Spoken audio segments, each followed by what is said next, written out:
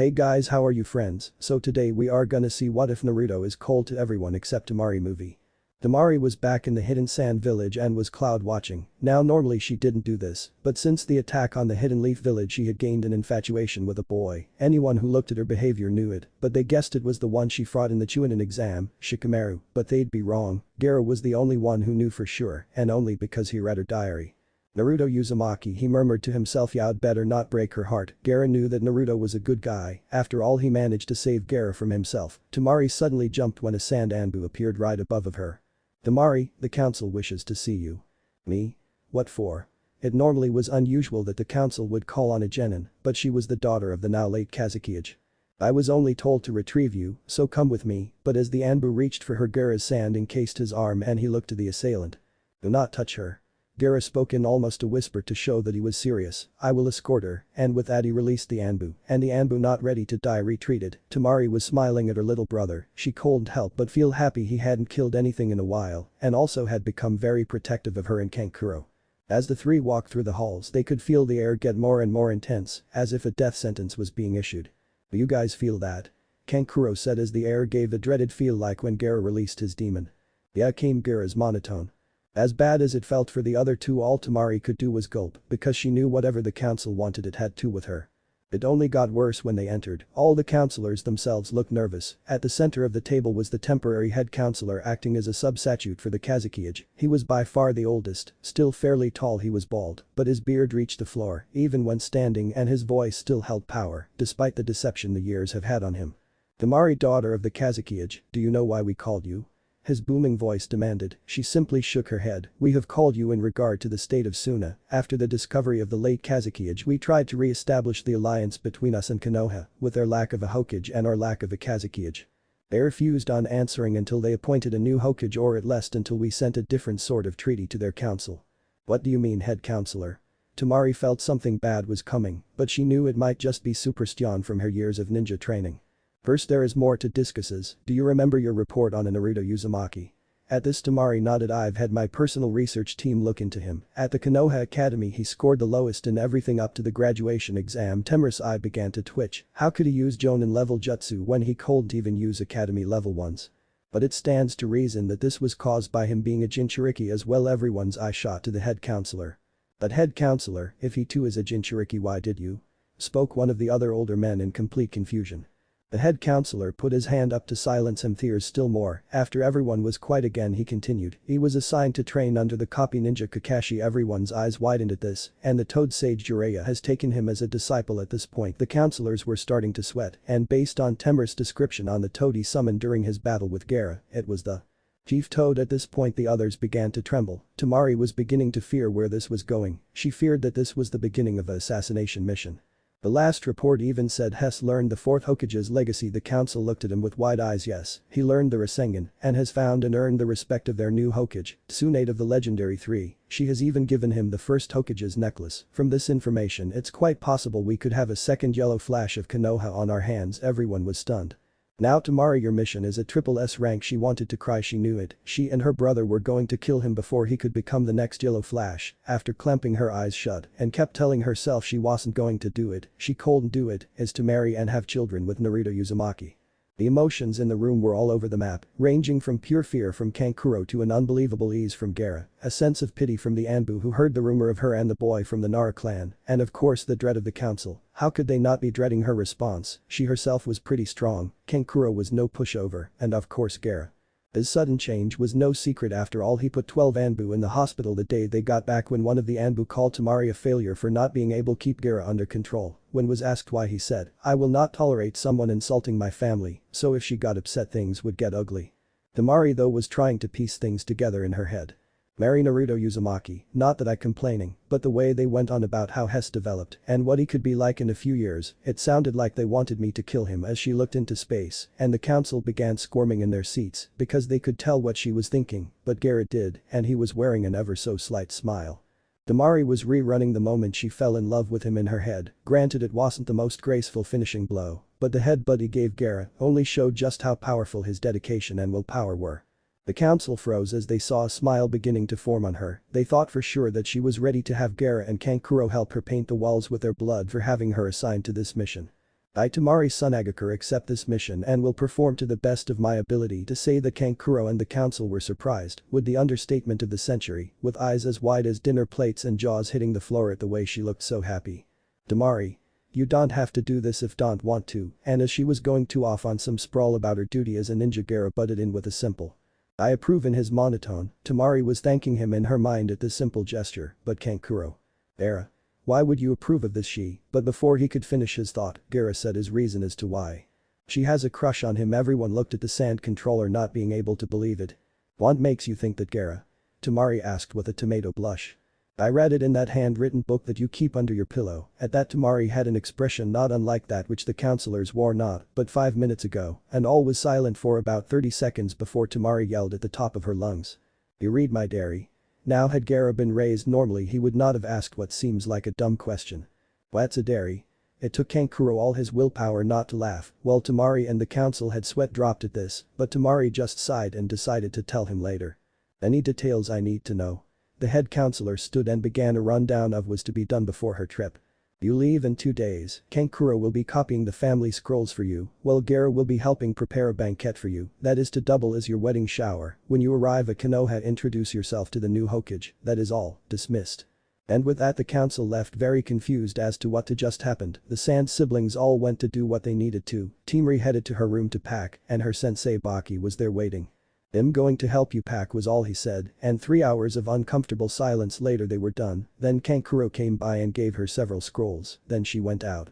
She went along a street she knew well, just staring off into space. Now this was common to the people of Hidden Sand, but the look on Temari's face was not. Her eyes were glazed over with an unnaturally happy smile, with a bit of drool coming from the left corner of her mouth. The news of her triple S rank mission spread like wildfire, but the important details like the groom-to-be were not. The group of Kunoichi stops her from continuing on. They were people she had gone on missions with and came to be sort of friends with her. Wow girl, is the idea of marrying that Shikamaru guy really make you that happy in her current state? One would think that she had become catatonic, but that statement was enough to get her angry. So why does everyone think I like him? Cause I don't. I'm happy because I'm getting married to the guy I like, which is Naruto Uzumaki. That name could send chills. Though the Hidden Sand village, even on the hottest day, every sand ninja was afraid of Naruto, not because he looked or acted in a scary way, but because of what he did to Gara, even when he was in his perfect possession state. In short, Naruto was already the second most feared ninja in sand history, right behind the Yellow Flash himself. Mothers were even using Naruto in stories of what happens to bad children, so at the groom's name the group of 8 Kunoichi found themselves shacking in fear of what would happen if he came here. TTT tat monster. Now Temari was used to people calling her brother that, and she was ordered by her father to tolerate it, but the order was only on her brother, so she would not tolerate it about her husband. In less than a second, after it was said, the offender found her face had become acquainted with the pavement courtesy of her battle fan. Do not call him that, she snarled. The ones still standing now knew and just nodded their heads. I had to listen to people call Gara that. I won't listen to people call Naruto-kun. That the eyes of the female ninja went wide so fast they looked comparable to frogs. Temari was serious, she liked him. Well, good, you got a guy you like. Must the shortest member of the Kunoichi. She was about the same height as Naruto, but had long black hair with her arms, legs, and stomach covered in fishnet, and the rest of her was a basic black outfit. Well, her response made Temari happy. Everyone else stared at her with a "Are you crazy? Look. My wedding shower is tonight, you're all welcome, provided you don't make any snide comments about Naruto-kun." The girls all nodded and ran off to get Temari her gifts. Meanwhile, "That you sniff, I must have a cold," Naruto said to no one in particular, but everyone had a bad feeling about going back to the village. Why do I feel that I should take Naruto off training? Sure, hell, need it later, but not right now, just something's happening under our noses, thought Jiraiya. Why do I feel like smashing in skulls? Thought Tsunade, she'd been feeling it since the day started, and Naruto kept sneezing. I wonder if I should give Naruto the talk. I doubt anyone else has, and I'm getting a weird feeling, Shuzune thought. Weird thoughts for sure, but she kept getting the idea that he needed it soon. Something big is going on, Naruto finally voiced. What makes you say that, questioned Tsunade. Just a feeling. After hours more of walking, they finally see the great gates of Konoha. Now normally Naruto would take off running toward them the instant he saw them, but today he got a new type of forbidding. Normally he didn't care about the malice the village sent at him, and normally the guards would even try to prevent his returning.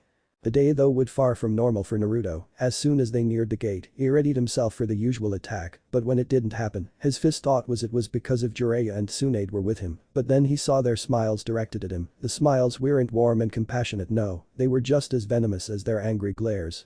Hey, Bachan. Quit calling me that. Something's wrong. What do you mean? Normally the guards attack me when I come back to the village. This comment caused Tsunade to start gritting her teeth, but they were smiling evilly. Never a good sign in a village of fools, came the voice of the old toad sage. You think something bad gonna happen? Tsunade's voice sounded calm, but she really was worried. Jiraiya simply nodded. Shuzune only felt worse in knowing that even Tonton winked worriedly. The group's fears were only worsened when they reached the center of town where the whole council of the Leaf Village was there to greet them, and most wearing the same evil smile as the guards, the elders stepped forward. We welcome you, Lady Tsunade, said the old man. Don't know their names. There is a matter that needs your immediate attention, said the old woman handing over a scroll marked with triple SS all over it. Whoa, Bachan just got here, and she already has to deal with such important stuff. Tsunade opened the scroll as if it was just another mission to be assigned, but as she read it her eyes started to widen, she clenched her jaw and began to grit her teeth. Geez, whatever it is, Bachan is pissed about it. Naruto hadn't seen Tsunade ever get so pissed. Even her old teammate Jiraiya was getting worried, because the last time he saw that expression was when he got caught peeking on her before she nearly killed him. What is it, Tsunade? Not saying a word, she rolled up the scroll and shoved it into him. After a minute to rub his now bruised ribs, he opened it and began to read. Much to the surprise of Naruto and Shuzune, his reaction to whatever was in the scroll was almost the same as Tsunade's. His hair spiked like his needle Jezo Jutsu, and his teeth seemed to get sharper. The killing intent coming off the two Sannin was enough to make the council nearly piss themselves. Dear Naruto, Jiraiya handed the scroll to him, which confused Naruto, but he took it and began to read. His face showed pure terror. At this the two elders smirked. No way. Screamed the orange-clad ninja as he threw the scroll with so much force that when it collided with the elderly man's head it caused him thrown back into the ground. Before anyone could do any more, Naruto took off at Shunshi level speed.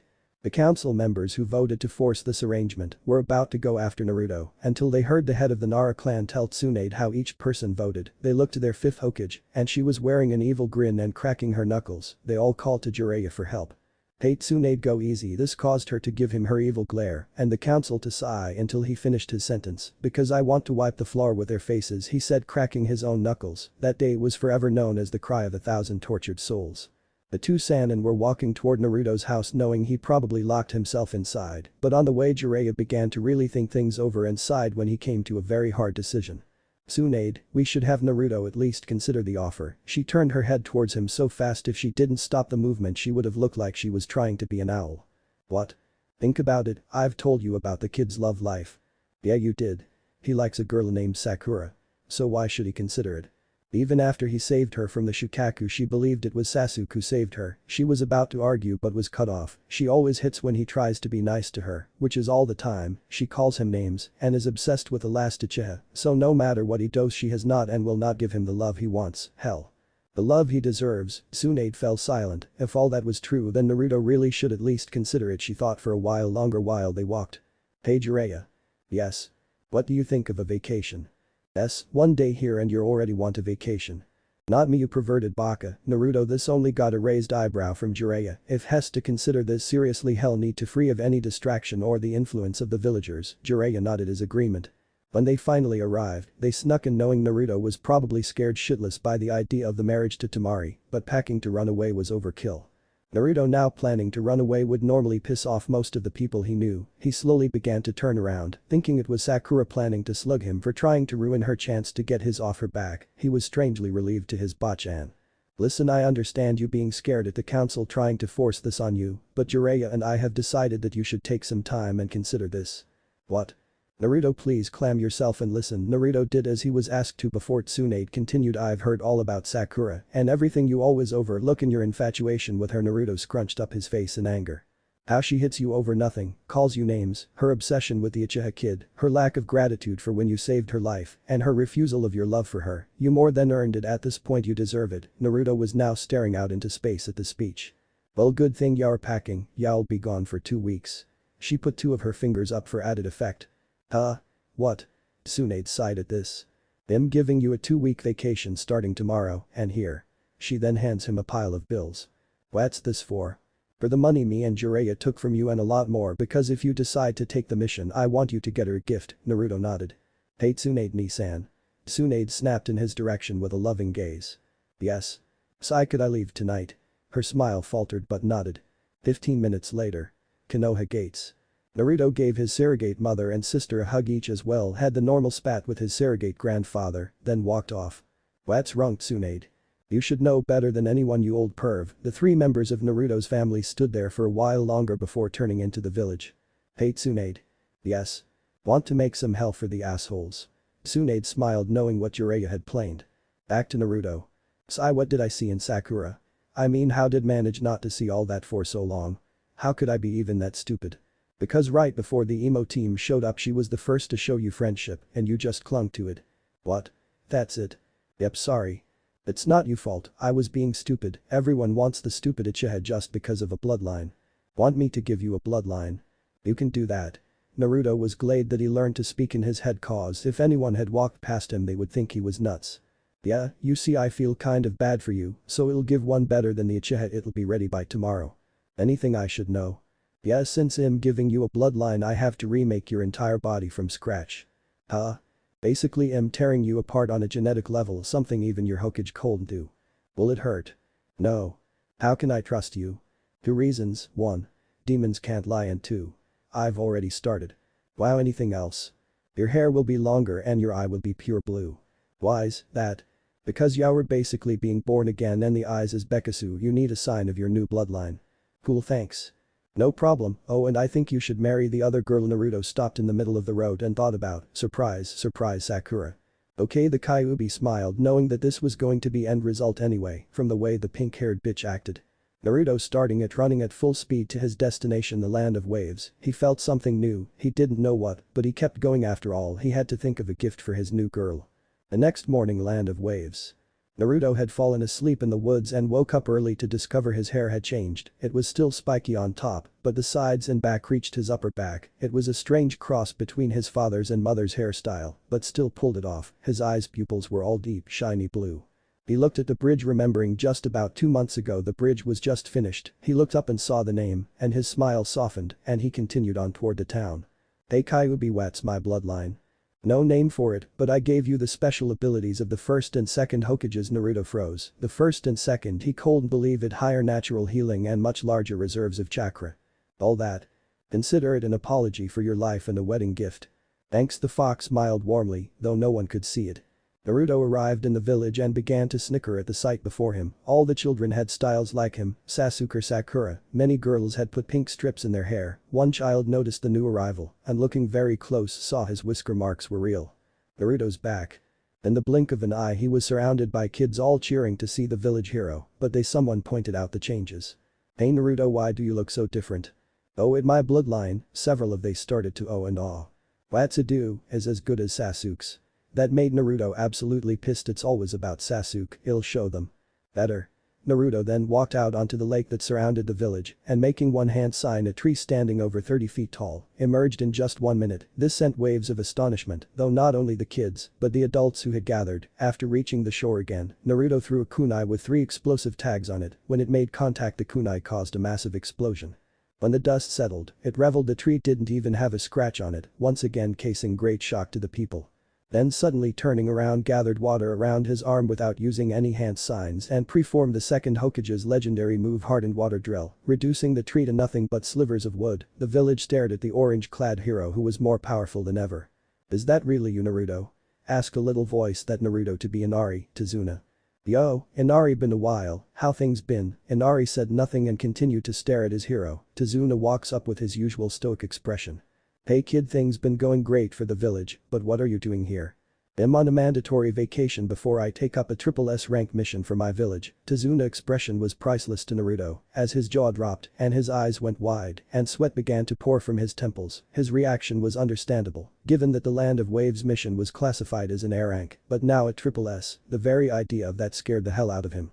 Naruto could easily see the fear in Tazuna and decided to put his mind at ease.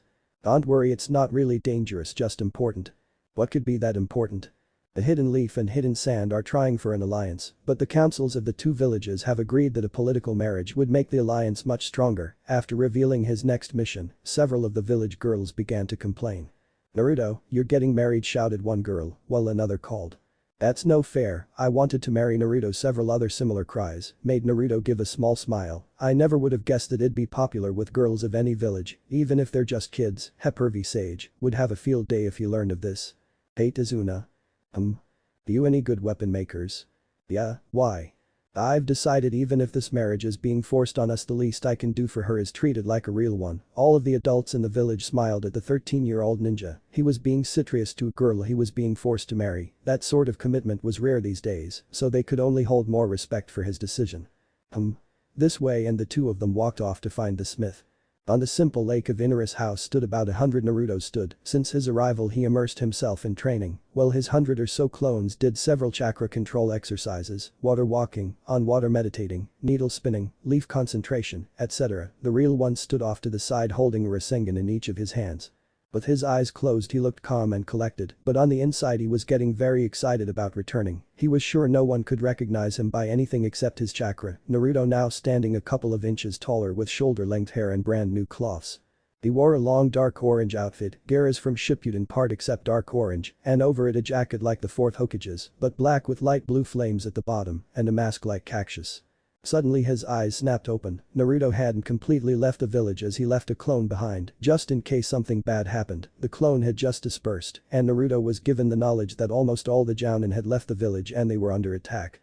"I need to go with that." Naruto dispersed all the clones on the lake and ran into the house. After a quick explanation, he summoned two toads and asked for one to reverse summon him and one to stay here and get the gift when it was finished. After one last goodbye to Inari, Naruto disappeared in a puff of smoke. Area change. Hidden leaf. Wind Scythe Jutsu. With that, Temari had hit 5 goons, but all turned out to be just a more advanced version of the clone that acts like the shadow clone, but was still just a Jinjutsu. Damn, more of these clones. With her guard lowered she didn't notice the real ninja until they were too close to blow away. Rasengan. Came 2 voices, both the same, and when Temari opened her eyes, she saw the 2 enemy ninja flying in a spinning motion. With a turn of her head, she saw a speck of yellow running down the street. Naruto. She knew that the Hokage had sent him on a vacation, where to nobody knew. Area change. Hokage's manor. Tsunade was surrounded by 50 of the unusual clones and was panting. "Too cowardly to face me, so you hide." "Cowards we may be, but clever cowards." Tsunade's eyebrow twitched. These clones had the annoying habit of completing each other's sentence. Deep forest devastation. The cry had caught both Tsunade and the enemy ninja off guard. In moments trees had grown everywhere, catching all the clones and the real one. "You bastard. Let Mo go."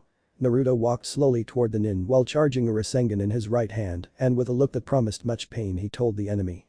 "How dare you attack the Hidden Leaf village, you will pay for your crime." Rasengan. "Who are you? How do you know my grandfather's jutsu?" And the Rasengan. "Pull it, Bachan."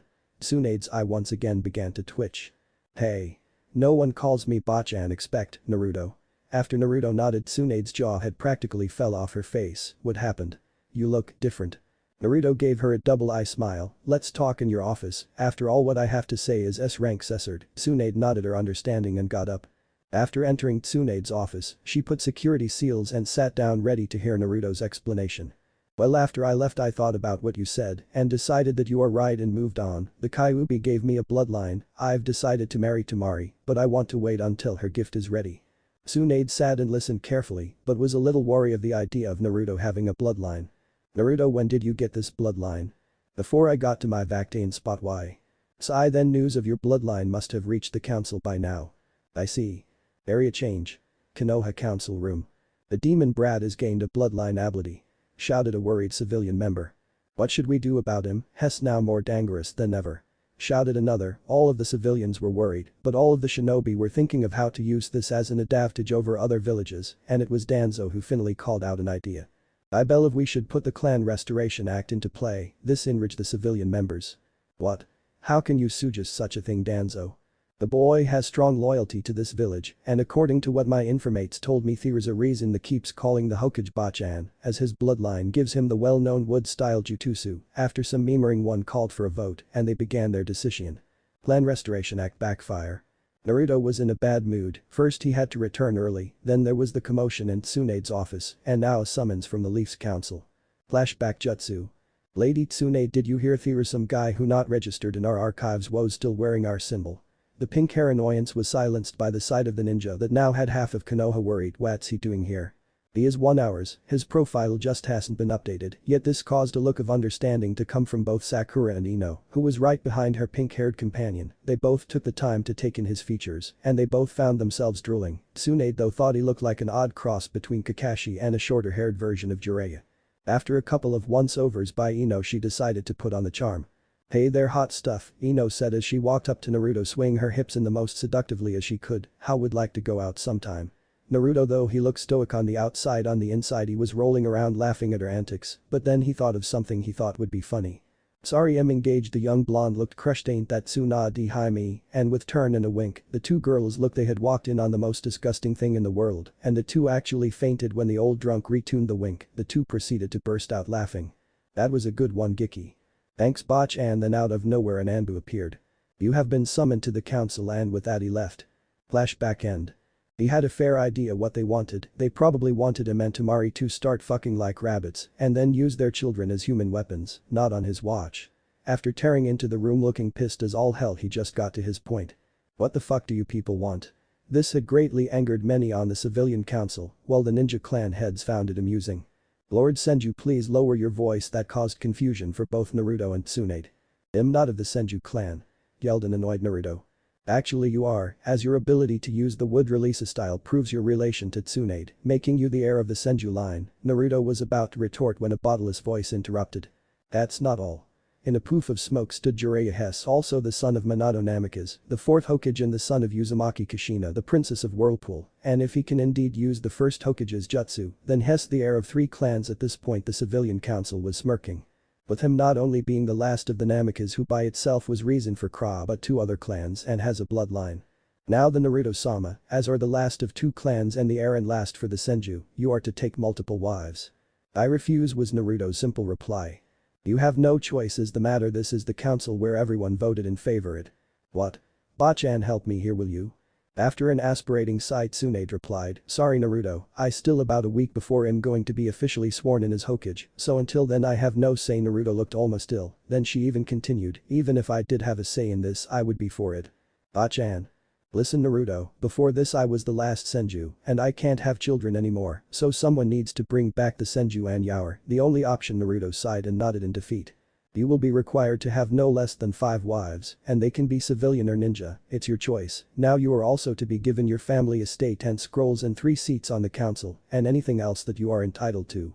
They had him, he was in their trap or so they thought. Each member of the civilian council began to plot to make the power of Naruto's family their own, with everyone thinking he was a fool. Naruto searched their eyes only to see greed and power lust. The one who fit this description better than anyone else was an elderly man named Danzo. But Naruto could tell that what he wanted was slightly different than the rest. Watch out for that one kid. Why? I know he has the most power lust I've ever seen but. Trust me, I think I know what Hess planning. Gulp what? To use your offspring as human weapons Naruto froze at that then with a moment was filled with a righteous rage. No never. They are my children, my family, no one touches them if they do I'll kill them. The fox smiled at his desire to protect what was his, even if the little powerhouses weren't even conceived yet. Then tell them that, make them understand what will happen if they mess with your kids. Even during his chat with his tenity still heard the council continued. We also believe after your children are born they should be specially trained by Danzos. The poor man never got to finish as Naruto slammed his hands together like he was prying and out of the very table that surrounded the room wooden spikes shoot out and with the ultra-sharp spikes held the civilian council in place, each of them knowing if they moved they would die. Kept still and waited for Naruto to speak. Listen here assholes, no one I repeat no one, but me and my wives decide what happens with our kids and if anyone even thinks of trying to convince me otherwise I will kill them before they can even begin to regret it and with that Naruto stormed out back to the Hokage's office. Tsunade's office.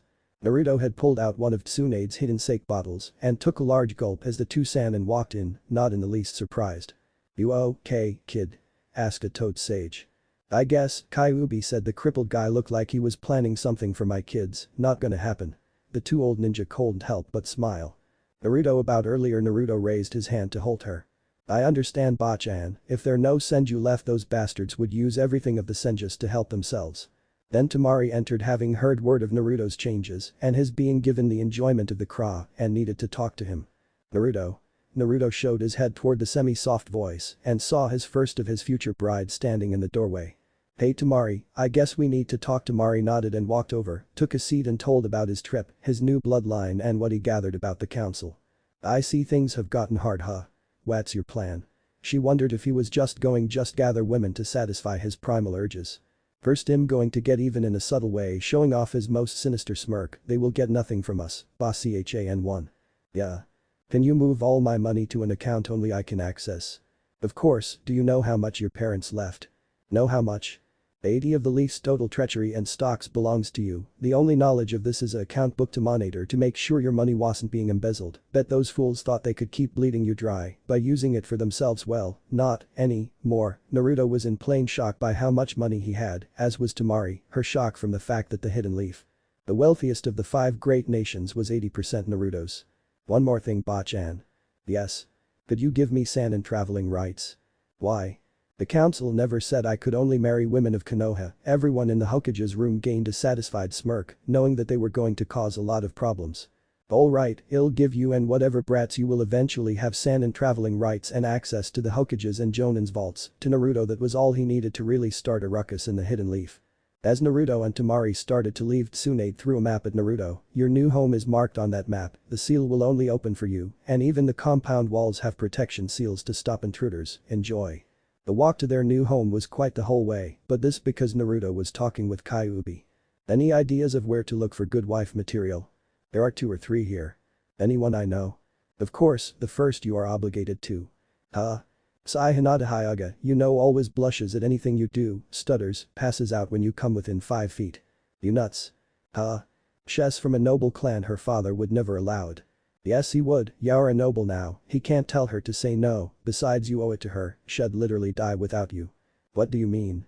They've been using our link, and I've heard people talking about how she locked herself in her room, refusing to leave on her father's orders, and she also not eating. If that continues she will die. That caused Naruto to shudder so slightly only someone with eyes that could spot a penny at the bottom of a lake could see. Alright, who else? Well, we can't trust most families in the leaf, so women with no family is a good choice, and if you want to get back at the assholes, get someone who hated almost as much as yourself. Naruto thought about for a minute, who is hated almost as much as me? The only person I can think of is. Hey, you can't mean her, can you? Yes, she was the snake bastard student, has no family, and let's face it, we both know she's lonely, and the old farts would lose their minds if she was chosen to help build you father's clan. The fox finished with a giggle. Fine, the last one. I think Shizune would be good to help with the Senju clan. Yuck. What's with that reaction? She's like an older sister to me. She's the only one which could really help with the Senju, as she is the student of one and she's the only one would treat the clan the right way. Lazily sold him, not giving those bastards have even a glint of hope of getting their grimy hands on my clans. Good. Now talk to that girl, she looks a little uneasy. Naruto looked at Temari, and it was true, she did look something was bothering her. At first he tried to say something, but after 2 or 3 failed attempts he put his hand on her shoulder, causing her to freeze and look at him. His now old blue eye kept her from turning away. Sorry about all of this, I didn't know anything like this was going to happen. She turned around and hugged him without warning, nuzzling into his neck and kept whispering, it's okay and not your fault. Naruto wrapped his arms around her and led her to their new home from the outside walls. It looked small. It was practically wedged in between the Hyuga compound and the home of some rich guy for the council. The door too had a strange pattern on it. Naruto managed to piece together the idea that it was a blood seal. With the bite of his finger he wiped his blood on it. A moment later the doors swung open. Naruto and Temari were speechless. From the outside it looked tiny, but the inside was easily twice the size of the Uchiha compound. Temari was sputter some nonsense, while Naruto figured it out. That's not surprising. Temari looked at him like he had grown 3 extra heads. My father was said to be a seal master, and his most famous jutsu was based on time-space manipulation. Temari nodded, and they went to the main house. Temari? Naruto inquired after they get situated. Yes, Naruto-kun. The new suffix caught Naruto off guard for only a moment before he continued. I've been talking to Kyuubi and know who else I'm going to ask before we head to the sand village to inform them of the changes. Temari smiled. She had missed the sand already and wanted to see her brothers. Who did you chose? She asked, a little wary as her mind wandered back to the Chunin exam when a pink-hair bitch of teammate hit him for no reason and began to pray that he didn't chose her. Hinata Hyuga, Anko Mitarashi, and Shizune. Why them? Hinata would die without me, literally. Anko is hated in the village almost as much as me, and Shizune was the student of an actual Senju. After I proposed to them, well, head to Sando, okay. Yeah, let's go. With that they both headed out, ready to start their journey. Thought of engagements and honeymoons. Naruto and Temari walked out of the Namikaze estate just as Niji went flying out a window and crashes into the ground. Niji, what happened to you? Lady Hinata, speak to Lord Hiashi. Naruto and Temari walk into the Hyuga estate main building, see a very worn out clan head. Hey Hiashi. What's the matter? Now, well, most of the Hyuga clan would have been offended. He wasn't. He knew how familiar Naruto was with people, and he hoped that Naruto being here would help with the Hyuga clan's little problem. Ah Naruto, good timing, we need your help. Huh? What wrong? It's Hinata. Since the news of your engagement to the sand girl, she's hidden herself in her room refusing to eat. Not only that, whenever someone tries to make her feel better they suffer consequences. The whole branch family has tried and all have ended up like Niji, as well as half of main branch, myself included. The one who got the worst was a fool who started off by calling you the demon child, and Hinata completely mangled his chakra network, broke his ribs and both arm, along with giving him a large concussion, and he is still in the coma she put him in. Naruto and Temari stared at him for a minute until Naruto fell over laughing. "It'll be back," said Naruto as he walked off to Hinata's room. "I still can't believe that little shy girl did all that," said Temari, trying to image it. "I'll have no fury like a woman scorned," said Hiashi with a very dead expression, especially when it looks like they just made a new jutsu, which by looks alone could be named 640 palms. That got Temari laughing. Hinata's room. Knock knock knock. Hinata. "Open up, it's me Naruto." At the mention of it being Naruto she opened her door, but only a crack. She could tell even with his new appearance that it was indeed Naruto. "Hey Hinata, can we talk?" She nodded. "You see, some stuff happened and I've got a bloodline now, so the council, its wisdom, decided to put me under the craw, and I was wondering." Hinata's eyes widened at where this conversation was going. "Would you marry M? Buick?" Naruto didn't even finish as he was tackled with a hug right through the wall, leaving a rather big hole. After trying to figure out what mountain hit him, he looked down to see a tangled blue mess holding onto him, and her face showed the lack of substance and fatigue. "Hinata, did it really hurt you that much? Would you really have died?" Naruto had taken the fox as being exaggerated, but he saw for himself that it wasn't. After taking the unconscious Hinata to her father, he told him he'll leave a clone to help her move into their new home. While he went to finish his proposals, Naruto left the Hyuga household for the local dango shop to find Konoha's snake charmer. When he arrived, she was of course there eating dango and drinking red bean soup. "Hey crazy," called Naruto, not using anything that could offend her and give her reason to hurt him, like snake mistress or snake bitch or just bitch. "Hey kid, you need something?" "Yes actually, but please not here, it's confidential for now." She nodded and they both took off for the most private place for them, the Forest of Death. "So what's up?" asked Anko as she popped another dango into her mouth. "As by now you no doubt know that I was the one to stop the invasion." She nodded. "When I did so I reviled my bloodline." She nodded again. "And the old bats who run the leaf found necessarily to force craw on me." Now she was confused. "You're one of only women I trust, so I ask you to please marry me." Anko sat there for a minute, then looked at the sky, then back to Naruto. "Why not?" she replied. "But why do you trust me? We are both shunned for things that are beyond our control. Besides, I want to the look on the old bastards' faces when I named you the one to bear the next heir of the Namikaze clan." Naruto finished with a smile beneath his mask. "Why would they care about that? You're the former student of the snake team and they just plain hate us, and if it's you who will bear the children for their most noble clan and family of their favorite hero, they will feel insulted that it wasn't one of their daughters." Strangely, this caused Anko to smile. "That's perfect. I've been trying to get back at those jerks for like forever." "Alright, move your stuff into the Namikaze compound and it'll be back." "Sure." Then both ran off to what they needed, but had anyone got a good look at Anko's face, they would have seen that she, like any to be married, was quite happy after all with her past. She had given up on the idea that she would ever have a husband or children. Hokage's office. It was typical day in the Hokage's office. Tsunade trying to drink and avoid paperwork, while Shizune preventing her master from drinking and forcing her to do the paperwork. It was this strange balance that Naruto disturbed. "Hey Bachan." "Hey Shizune."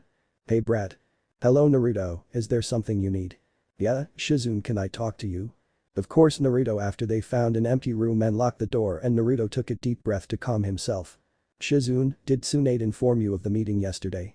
She replied in the positive. "Did she tell of what they don't know?" Her response was the same. "Alright, because I've been given the names Namikaze and Senju, I've been put under the laws of the Craw and need at least 5 wives. And you're one of the only girls not to look down on me and then praise Sasuke lets me know that you don't think so little of me." She smiled at him, showing his less secure side. "So would you marry me?" "BHH. And Naruto, are you sure?"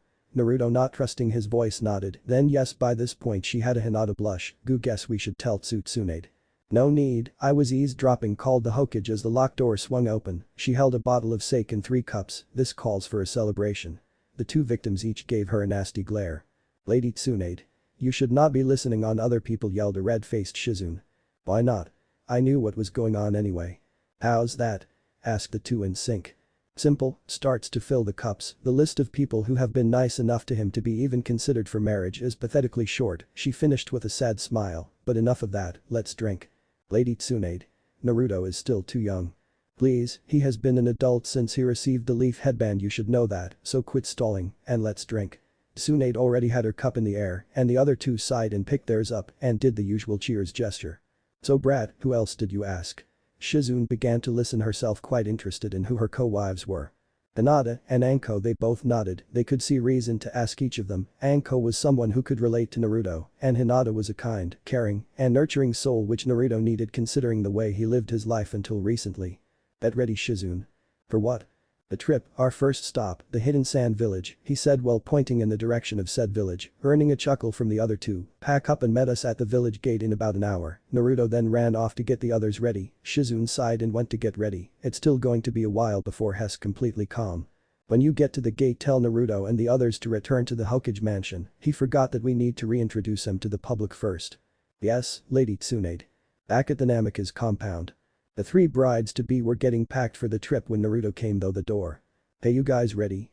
Not yet, Naruto, and don't you still need to pack? Asked Temari. Naruto started to ruffle though his jacket and pulled out a storage scroll. Nah, I've got everything sealed in here. They all nodded and pulled out their own storage scrolls and sealed their possessions into them. Can't believe I never thought of that before, said Anko as she rubbed the back of her head. The other giggled slightly. Hinata walked up to Naruto doing her usual gesture with her index fingers. She was about to speak, but Naruto beat her to the punch. Hinata stopped it. He grabbed her hands and put them at her sides. There's no need to be so nervous in front of your future husband, and would the three of you sit down, because we need to talk before we head off. The three did as they were asked. What's up, you want to talk about sleeping arrangements? Asked Anko, which in turn caused a red face to Hinata and Temari. Not that there are details that are regarded as S-rank secrets that you three have the right to know before you decide to actually marry me. This caused all three to put on serious expressions. 13 years ago the four Hokage fought and killed the Kyuubi no Kitsune. That's what people our age and other villages have been told, but the truth is that it could only be sealed into a newborn. That newborn was me, and because of me hauling the fox I'm being hunted by a group of S-rank criminals, and they may also try to do you harm. To survive we all must become stronger. He looked into the eyes of his chosen three and saw steeled resolve. That's it. Damn kid, I'm trying to kill a guy like that myself, came Anko's response. They will likely go after my brother, so I would need to get stronger anyway. I don't care about the fox, but I won't let them have you, Hinata said as confidently as possible. Naruto pulled down his mask, his face no longer had any baby fat, and his whisker marks were more defined, giving him a feral look. Thank you, all of them smiled, and the atmosphere was a calming but intensely loving one. They all finished what they needed to do for a long trip and headed for the gate. When they arrived, Shizune was already there with a bag containing spare cloths, some ninja tools and several scrolls to help them train, but she kept that bit of information to herself for the moment. Naruto, we need to go back to the Hokage's manor. We still need to make your heritage public knowledge. Naruto's shoulders sank. He didn't like the idea of everyone knowing, cause they would all shout things like the demon can't be a clan head, or how dare the demon claim to be the fourth son, nothing but depressing issues. Do we have to?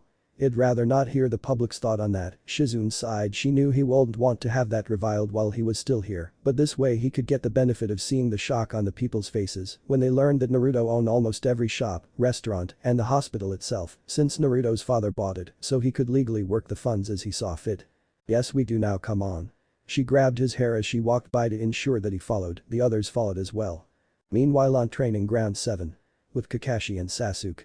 Sakura had just ran up to them as they were training. The two were extremely annoyed because Kakashi was out of the village during the invasion, and Sasuke had nearly been killed after using all of his chakra. He was saved by a guy in a long black jacket with blue flames. Yes, a Naruto clone.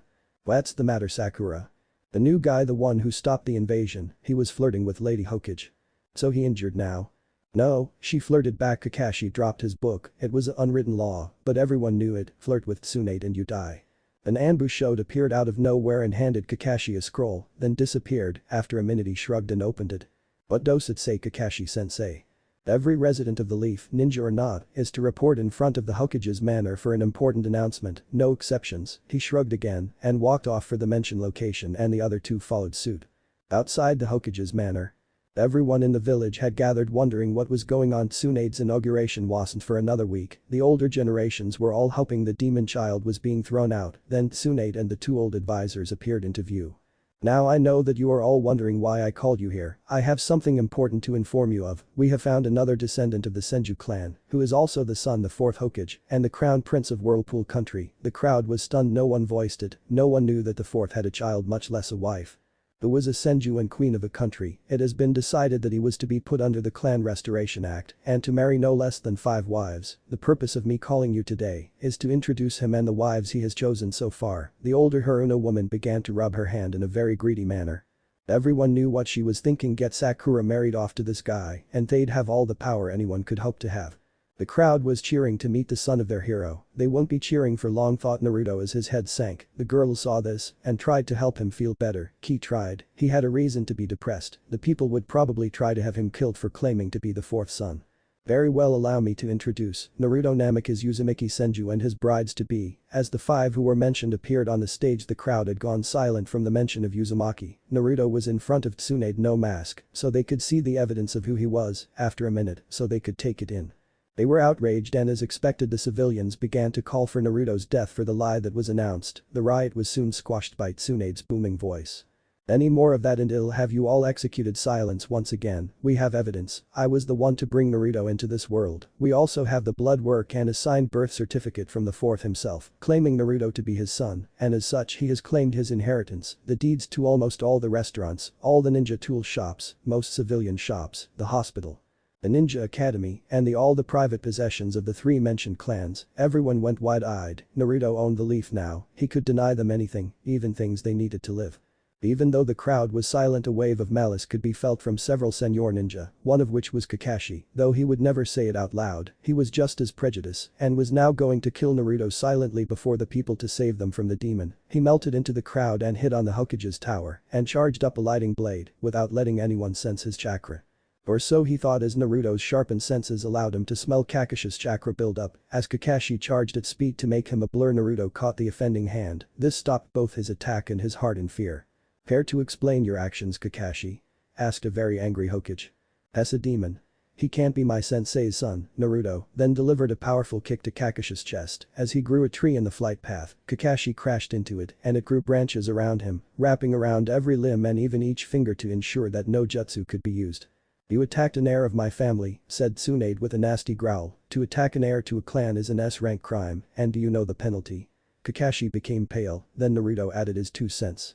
For traitors there is only death, Haddock. It was said with so much venom that it sent chills through the village. You can't kill him, came the smug voice of Sasuke. He needs to train me in the use of my Sharingan, so back off, dope, he said with a large smile, as if he just got Kakashi off the hook. Well, Uchiha, what he did is an S-rank offense, and trying to stop his punishment makes you an accomplice, and therefore, you die too. Naruto's tone became sickeningly sweet at the last part, which made Sasuke a little nervous. How dare you threaten me, weakling? Sasuke said as he sent a fireball at Naruto and began to chuckle as he thought that he burned the only one who pushed him alive. His little delusion was crushed when he saw Naruto standing where he was before, completely unfazed. What? How could you? Before he finished, a tree wrapped itself around Sasuke like Kakashi. Both are traitors, huh? I should have known, Lady Hokage, allow me to kill the traitors. Tsunade smiled for only a moment, then it was gone. Though I'd love to, the council is insistent on the Uchiha's reproduction. Naruto mumbled something incoherent under his breath, then walked to the edge of the building and looked over the silent crowd who witnessed everything, then walked over to his wives. Fine, but he then appeared to throw something that headed for Kakashi's Sharingan eye and destroyed it. I won't let a traitor to hold something like that, Lady Hokage, I leave the rest to you, and with that the 5 disappeared in a swirl of fire. Well, now to deal with the 2 of you, Tsunade said with a sinister smile. Sasuke was hoping that being an Uchiha would save him. Kakashi hoped that Naruto injuring him would save him. They were both wrong. Bates of the Leaf Village. 5 figure appeared out of nowhere. Even with a mask, anyone could tell Naruto was pissed off, though they all wanted to help him feel better, but they knew there is nothing they could do that. Then slicing his thumb and went through a normal series of hand seals. Him and his girls were now on top of a giant toad and Naruto of another smaller toad. Borshisai, what you doing here? The toad looked up to his boss and spitting out a large box replied. Your delivery, any orders before I go? Naruto scratched his chin. He knew it wasn't fair to give a gift only to Temari. He have to order something for each, then pulling out a scroll wrote his order. Dear Mr. Orshiduro Smith, Naruto visited while in wave. I now must ask for your services again. I'm in need of a pair of gloves that would help draw chakra out and control it to a needlepoint, and a senbon launcher that can make them from chakra and even give them a poison effect and make it light-weighted. Thanks, Naruto Uzumaki, tapping his chin again in thought. I don't really know about how Anko fights. I'll figure out something for her later. Naruto rolled up the scroll and told the toad to bring the scroll back to the old man. The toad nodded and puffed away. The chief toad coughed to get some attention. So what did you call me for, kid? Hoping down to face the chef himself, Naruto sat on his knees at attention. We are hoping that you could carry us to Suna with a jump or two. Sure, kid, but who are the others on my head? I've now been told I had to marry many wives, and these are them. They came down to be introduced. This is Temari, she bows, Hinata bows, Shizune bows, and Anko gives a large arc hand upward. What's up? The toad had to smile. Kami, she was just like Naruto was normally. Alright everyone, get ready. Everyone began to pour chakra into their feet. With one giant leap they cover nearly a third of the distance. After 3 more jumps they reached the gates of Suna. After introducing themselves to the guards they went to the Kazukiya's office to speak with Gaara. Naruto's new look had surprised Gaara and his brother, especially the pure blue pupils.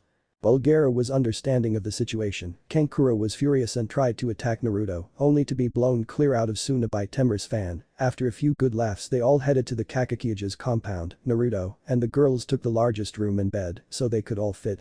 Now who's sleeping where? Asked the purple-haired one, who removed both her jacket and skirt, leaving her in only a mesh outfit that reached about where the skirt's bottom had been. Naruto groaned, he had been dreading this. Temari was possessive, Anko was pretty dominant, Shizune was protective, and Hinata was likely too shy to say anything in this. Naruto will sleep in the middle with Temari on his left and Hinata on the right, came the group's medic. Everyone gave her a shocked expression, then she pulled Anko to the side. Temari has been waiting for this chance, and Hinata once believed this chance gone forever. Anko just nodded and told the other to get your asses moving, cause him tired, and everyone got into bed. Naruto was a little uncomfortable, but that's to be expected when during childhood the only contact you got was beatings and being literally thrown out of stores. Both Temari and Hinata were cuddlers, he found out after only a couple of minutes. Both were content using him as a pillow, and they seemed like they were having the best sleep they've had in a while. The other two also looked quite content. Naruto just shrugged, it didn't matter why they were happy, as long as they were happy. He decided to focus on sleeping. Tomorrow was a big day, after all it would take effort to make an oasis. Thanks for watching.